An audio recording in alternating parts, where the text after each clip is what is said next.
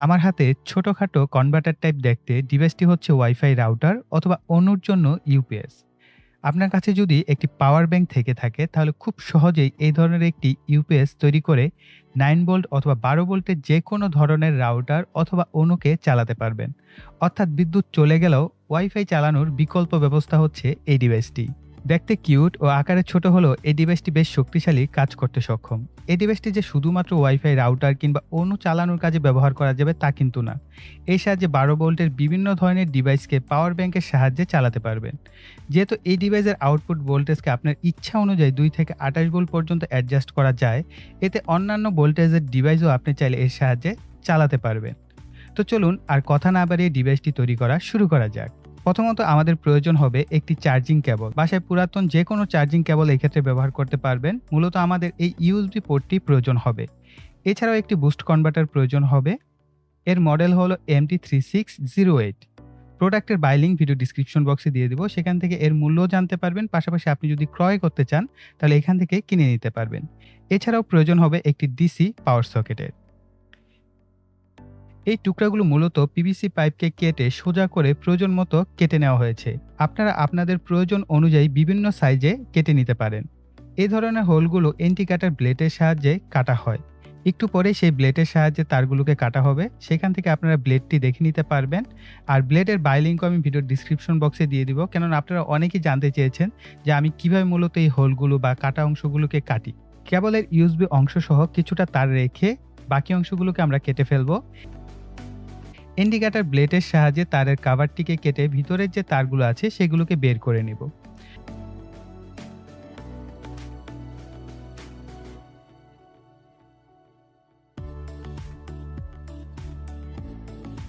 তারগুলোর মধ্য থেকে লাল ও কালো তার রেখে অন্য রঙের তারগুলোকে আমরা কেটে ফেলবো।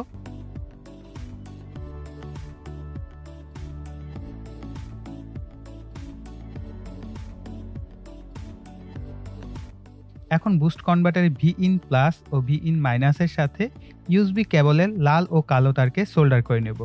লাল তারটি মূলত ভি ইন প্লাসের সাথে সোল্ডার করব এবং কালো তারটিকে ভি ইন মাইনাসের সাথে সোল্ডার করব। এরপর সার্কিটটিকে ঘুরিয়ে আউট প্লাসের সাথে একটি লাল তার ও আউট মাইনাসের সাথে একটি কালো তারকে সোল্ডার করব।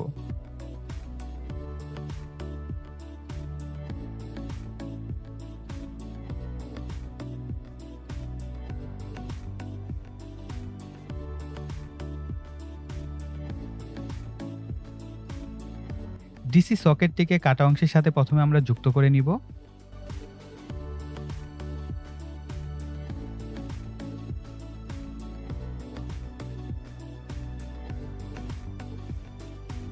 ডিসি সকেটের যে পজিটিভ প্রান্ত আছে তার সাথে লাল তারটিকে সোল্ডার করব। কালো তারটিকে সকেটের নেগেটিভ প্রান্তের সাথে সোল্ডার করব। আরও একটি তারের সাহায্যে নেগেটিভ যে দুটি প্রান্ত থাকে ডিসি সকেটের সেই দুটিকে আমরা শর্ট করে নিব। সম্পূর্ণ প্রক্রিয়া ঠিকঠাক আছে কিনা দেখার জন্য একবার চেক করে দেখব যে আসলে আমাদের ভোল্টেজ লেভেলটাও ঠিকঠাক আছে কিনা। আমি কিছুটা ভোল্টেজকে 12 ভোল্টে অ্যাডজাস্ট করে নিচ্ছি।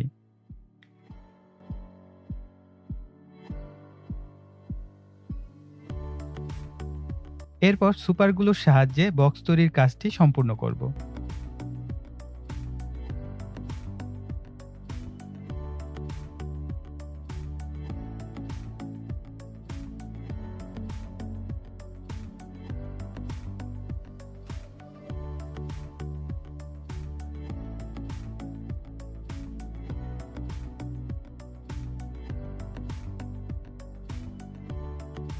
গ্লু গানের সাহায্যে ইউএসবিটিকে বক্সের মধ্যে ঠিকঠাক মতো সেট করব।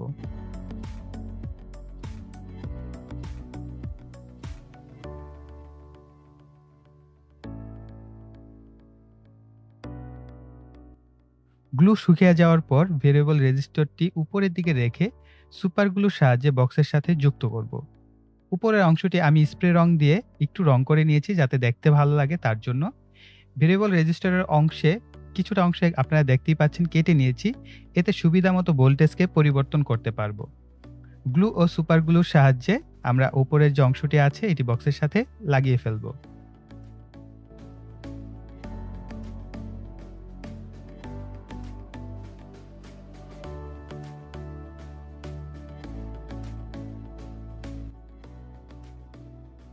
এই মিনি ভোল্টমিটারে 3টি তার রয়েছে, যার মধ্যে লাল ও হলুদ তারটি হচ্ছে পজিটিভ আর কালো তারটি হচ্ছে নেগেটিভ। আপনারা দেখতে পাচ্ছেন এখানে একটি পাওয়ার জ্যাকের সাথে 2টি এলিগেটর ক্লিপকে আমি যুক্ত করেছি মূলত আউটপুটকে চেক করার জন্য।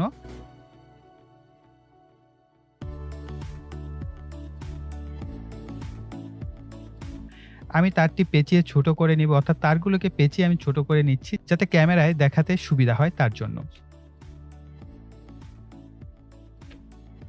লাল ও হলুদ তারটিকে আমরা লাল ক্লিপের সাথে যুক্ত করব এবং কালো তারটিকে কালো ক্লিপের সাথে যুক্ত করব। ইউএসবিটিকে পাওয়ার ব্যাংকের সাথে এখন যুক্ত করে নিব। এখানে 12 ভোল্ট দেখতে পাচ্ছেন।